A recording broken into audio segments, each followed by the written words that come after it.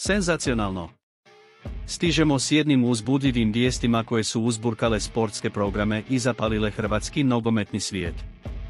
Prije nego što otkrijemo sve detalje, želio bih vas zamoliti da se pretplatite na naš kanal kako biste bili u toku svim ažuriranjima o ovoj velikoj finalnoj utakmici i vatrenim raspravama koje se vode o Hajduku.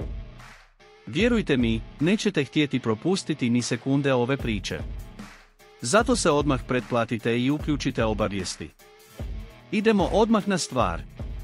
Veliko finale se bliži, a puno se toga govori o Hajduku. Sportski programi su uzevreli s analizama, mišljenjima i prognozama o ovom epskom okršaju. Slavni komentator HRT-a, Mario Carević, podijelio je svoje dojmove o utakmici koja će se odigrati iduće srijede u Rijeci između Hajduka i Šibenika.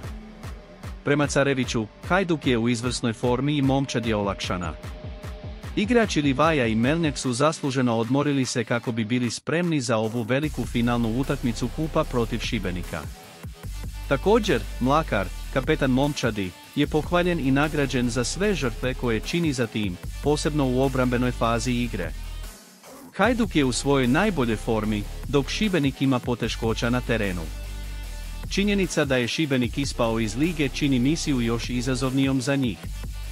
Motivacija je ključna za tako važnu utakmicu kao što je ova, a Hajduk je, bez sumnje, favorit. Međutim, kao što svi znamo, u nogometu se sve može dogoditi.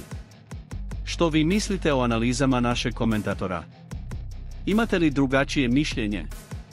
Ostavite komentar u nastavku i razgovarajmo o ovoj temi koja uzburkava svijet nogometa. I ne zaboravite se pretplatiti na naš kanal kako ne biste propustili nijedno ažuriranje. Do sljedećeg puta!